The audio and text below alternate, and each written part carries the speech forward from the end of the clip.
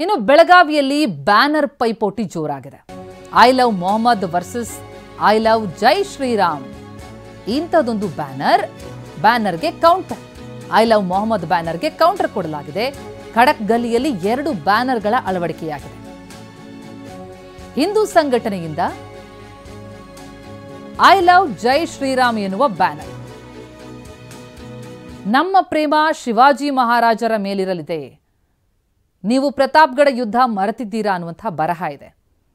ಮರಾಠಿ ಭಾಷೆಯ ಬ್ಯಾನರ್ನಲ್ಲಿ ಎಚ್ಚರಿಕೆಯ ಬರಹ ನೋಡಿ, ಗಮನಿಸ್ತಾ ಇದ್ದೀವಿ 2 ಬ್ಯಾನರ್ಗಳನ್ನು. ಮೊದಲಿಗೆ ಈ ಐ ಲವ್ ಮೊಹಮ್ಮದ್ ಎನ್ನುವಂತಹ ಬ್ಯಾನರ್, ಇದರಿಂದಾಗಿ ಸಾಕಷ್ಟು ಆಕ್ರೋಶ ವ್ಯಕ್ತ ಆಯಿತು. ಅಲ್ಲಿಗಾಗಲೇ ಬಹಳ ಖಡಕ್ ಆದಂತಹ ಕಠಿಣ ಕ್ರಮಗಳನ್ನು ಕೈಗೊಳ್ಳಲಾಗಿದೆ, ಭದ್ರತೆಯನ್ನು ಒದಗಿಸಲಾಗಿದೆ. ಈ ಮಧ್ಯೆನೇ ಮತ್ತೊಂದಿಷ್ಟು ಬ್ಯಾನರ್ಗಳು. ಇದು ಐ ಲವ್ ಜೈ ಶ್ರೀರಾಮ್ ಎನ್ನುವಂತಹ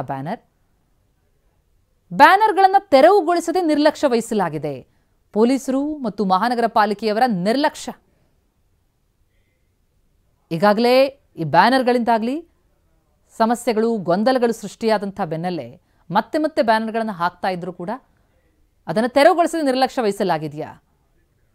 ಈ ಬಗ್ಗೆ ನಮ್ಮ ಪ್ರತಿನಿಧಿ ಸಹದೇವ್ ಮಾನೆ ಗ್ರೌಂಡ್ ರಿಪೋರ್ಟ್ ನೀಡಿದ್ದಾರೆ, ನೋಡೋಣ ಬನ್ನಿ.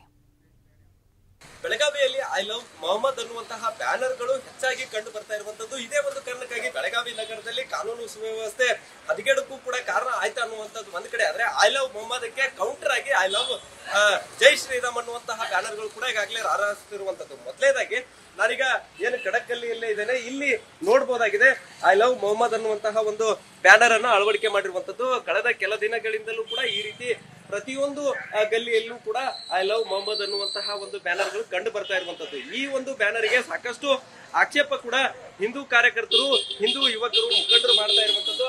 ಅಷ್ಟಾದ್ರೂ ಕೂಡ ಕೆಲವೊಂದಿಷ್ಟು ಪ್ರದೇಶಗಳಲ್ಲಿ ಅವುಗಳನ್ನ ತೆರವುಗೊಳಿಸುವಂತದ್ದನ್ನು ಕೂಡ ಮಾಡ್ತಾ ಇಲ್ಲ. ಇದಕ್ಕೆ ಕೌಂಟರ್ ಆಗಿ ಹಿಂದೂ ಸಂಘಟನೆಯ ಮುಖಂಡರು ಮತ್ತು ಕಾರ್ಯಕರ್ತರೆಲ್ಲರೂ ಕೂಡ ಈ ರೀತಿ ಐ ಲವ್ ಜೈ ಶ್ರೀರಾಮ್ ಅನ್ನುವಂತಹದ್ದನ್ನು ಕೂಡ ಬ್ಯಾನರ್ ಗಳನ್ನ ಈಗಾಗಲೇ ಅಳವಡಿಕೆ ಮಾಡ್ತಾ ಇರುವಂತದ್ದು.